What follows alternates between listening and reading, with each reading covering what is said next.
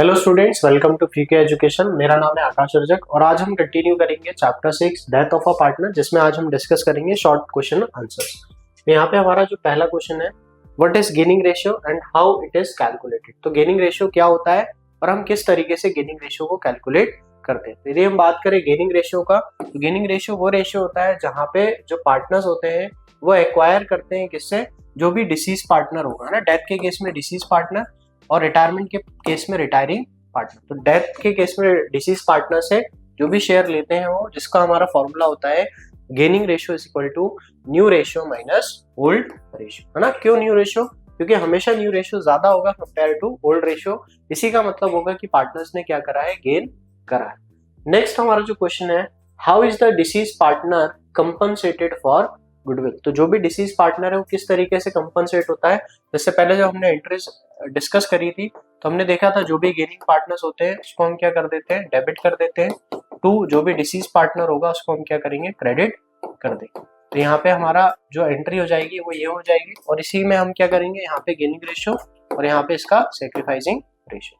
तो the deceased partner is compensated by the continuing partner in the gaining ratio by crediting their capital account with the proportionate share of goodwill. तो जो भी goodwill का share होगा उस share में हम क्या करेंगे, उसको कैलकुलेट करके कंपनसेट कर देंगे। नेक्स्ट हमारा क्वेश्चन है, what happens to the partnership when a partners dies. अब यदि पार्टनर डाई हो जाता है तो क्या होगा पार्टनरशिप का। तो पार्टनरशिप तो कंटिन्यू रहेगी, है ना, अनलेस अगर कोई एग्रीमेंट नहीं है उनके बीच में। तो the remaining partners can either continue, partners क्या कर सकते हैं, या तो बिजनेस को कंटिन्यू करें और या द बिजनेस और dissolve the firm depending on the agreement of the. मतलब सारी ही चीजें काय पे डिपेंड करती है, एग्रीमेंट पे डिपेंड करती है कि पार्टनर्स किस तरीके का एग्रीमेंट आपस में रखते हैं और किस तरीके से वो जो चीजें हैं उनको डिस्ट्रीब्यूट करते हैं, फर्म को कंटिन्यू करना चाहते हैं। नेक्स्ट हमारा क्वेश्चन है, how is the amount payable to the deceased partner legal heir debtor, है ना। अब किस तरीके से हम निकालते हैं, तो बड़ा आसान है। आप जो भी पार्टनर्स कैपिटल अकाउंट बनता है, इस पार्टनर्स कैपिटल अकाउंट में हम सबसे पहले लिखते हैं by balance carried down, brought down, ठीक है। इसके अलावा जो भी गुडविल का एडजस्टमेंट होता है वो हम करते हैं। कोई रिजर्व्स अगर होते हैं तो वो रिजर्व्स को डिस्ट्रीब्यूट करते हैं। यदि कोई गुडविल एग्जिस्टिंग है तो उसको लिखते हैं। यदि रिवैल्यूएशन में प्रॉफिट होता है तो उसको इस साइड लिखते हैं। अब हम क्या करेंगे, टोटल कर देंगे इस साइड का, इधर से माइनस करके जो भी बैलेंस बचेगा वो बैलेंस जो सीडी आने वाला होगा, इस सीडी बैलेंस को क्या करेंगे, उसकी लीगल हायर को ट्रांसफर कर देंगे।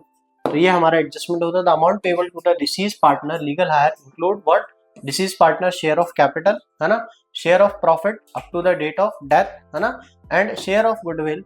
This is settled according to the partnership agreement. जो भी आपके डीड का एग्रीमेंट होगा उस हिसाब से आप क्या करोगे, उसको शेयर करो। नेक्स्ट है, what is the significance of the date of death in the partnership accounting. अब डेट ऑफ डेथ क्यों इंपॉर्टेंट, क्योंकि डेट ऑफ डेथ ही डिपेंड करता है कि उसको कितना प्रॉफिट या कितना लॉस उसको बियर करना पड़ेगा। तो इस डेट तक का ही वो जो प्रॉफिट लॉस होगा वही डिस्ट्रीब्यूट होगा उस पार्टनर्स को। तो important as it marks the end of the deceased partner share in the profit and loss of the firm. Any profit और loss up to that date are calculated and adjusted. तो जिस दिन उसकी death हुई होगी उस date तक का हम उसको जो प्रॉफिट या लॉस होता है उसके शेयर का कैलकुलेट करके प्रोवाइड करते हैं।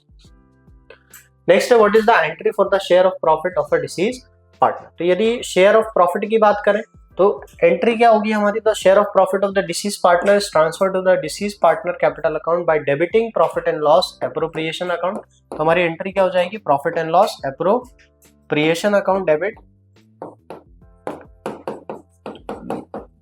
To what, the capital account of the deceased partner, to deceased partner capital.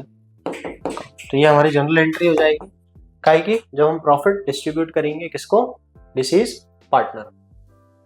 Next हमारा क्वेश्चन है, partner A died on 31 July and the financial year ends on 31 March. The total profit for the year is 72,000। क्या है total profit हमारा, 72,000 है। Partners A share of the profit was 1/4, है ना।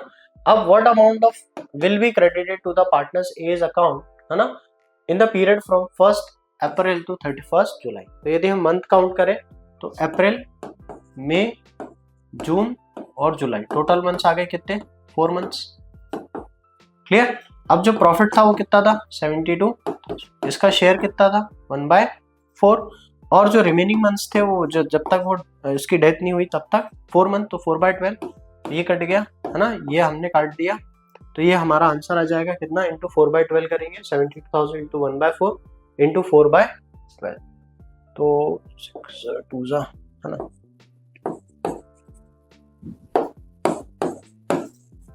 Clear. तो यहाँ पे हमारा जो आंसर आ जाएगा वो कितना आ जाएगा, 6,000। जो उसका शेयर है up to the date of death, उसको हम इस तरीके से कैलकुलेट करते हैं। क्या ऐसे कैलकुलेट करेंगे, इंटू रेट है ना, into share of profit into remaining. Clear.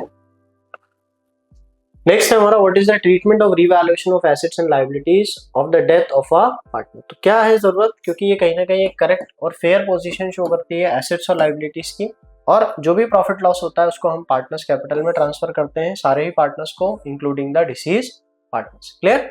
यदि रिवैल्यूएशन अकाउंट हमने ड्रॉ करा है कई बार है ना, यदि इस साइड आएगा तो इधर आएगा प्रॉफिट और इधर आएगा क्या, लॉस। क्लियर। तो अगर प्रॉफिट होता है तो हमारी एंट्री क्या हो जाएगी, हमारी एंट्री हो जाएगी रिवैल्यूएशन टू ऑल पार्टनर्स, और यदि लॉस होगा तो एंट्री आ जाएगी ऑल पार्टनर्स टू रिवैल्यूएशन। जरूरी है ताकि एक ट्रू और फेयर पोजीशन पिक्चर जो भी हमारे एसेट लायबिलिटीज की है वो at the time of death हम निकाल लें, और जो भी शेयर बन रहा है प्रॉफिट का लॉस का उसको हम क्या करें, पार्टनर्स को डिस्ट्रीब्यूट कर दें, जो भी डिसीज पार्टनर का लीगल हायर है उसको डिस्ट्रीब्यूट कर दें। नेक्स्ट हमारा क्वेश्चन है, पार्टनर बी डाइड ऑन 1 अक्टूबर। अब पार्टनर जो बी है वो कब डाइड हो रहा है, 1 अक्टूबर को। Capital account of partner B at the death is 50,000, कितना है, 50,000 है। The total profit of the firm for the year is 1,20,000 है ना। अब जो कैपिटल है वो 50 है और जो प्रॉफिट है वो 1,20,000 है। प्रॉफिट शेयरिंग रेशियो क्या है इनका, 3:2:1। यदि हम 3:2:1 देखें तो बी का जो शेयर हो जाएगा वो क्या हो जाएगा, 2/6। यदि हम बी के प्रॉफिट की शेयर की बात करें तो क्या हो जाएगा, 1,20,000 इंटू 1/6, तो ये जो कि हमारा आ जाएगा कितना, इंटू 2/6 वाला, तो ये जो कि हमारा कितना आ जाएगा, 40,000। अब ये 40,000 तो पूरा साल भर का आ गया, मगर जो डेथ हुई है बी की वो 1 अक्टूबर को है ना। तो यदि हम मंथ काउंट करें, अप्रैल, मई, जून, जुलाई, अगस्त, सितंबर है ना, तो 6 महीने का हमें इस 40,000 का निकालेंगे। तो 6 मंथ का यदि हम निकालते हैं 40,000, तो 40 इंटू 6/12 जो कि आ जाएगा कितना, 20,000। तो जो इसका शेयर है प्रॉफिट का वो कितना हो जाएगा, 20,000 हो जाएगा। लास्ट क्वेश्चन है हमारा, the total capital of the firm is 3 lakh and the profit sharing ratio is 2:2:C dies. The capital account balance is 90,000. The total goodwill of the firm is 40,000. What amount will be payable to partners legal hire for capital and goodwill? तो simple है हमारा, C dies और उसका capital कितना है, 90। तो capital के लिए हम कितना दे देंगे, 90 दे देंगे। बाकी का हम क्या करेंगे, उसका जो गुडविल का शेयर होगा वो कैलकुलेट कर लेंगे। तो गुडविल यदि हम फर्म की बात करें तो वो आ रहा है कितना, 40,000। और यदि सी जो डेथ हो रही है जिसकी, उसका शेयर कितना है, 1/5, जो कि आपका कितना आ जाएगा, 8,000। यदि हम दोनों को ऐड कर दें है ना, 90 जो उसका कैपिटल है और 8,000 जो उसका गुडविल है, तो दोनों मिला के कितना हो जाएगा, 98,000। तो यहाँ पे हमारी जो करेक्ट ऑप्शन हो जाएगा, करेक्ट आंसर हो जाएगा, वो हो जाएगा 98,000। तो ये हमारे टोटल 10 शॉर्ट आंसर्स थे। कौन से चैप्टर के, डेथ चैप्टर के, जो कि इंपॉर्टेंट है आपके एग्जाम पॉइंट ऑफ व्यू से। यदि आपको वीडियो अच्छा लगा है तो लाइक करें, चैनल पे नए हैं तो सब्सक्राइब करें और शेयर करें वीडियोस अपने फ्रेंड्स के साथ, और ऐसे ही इंफॉर्मेटिव वीडियोस के लिए आप हमारे चैनल से जुड़े रहें। Thank you.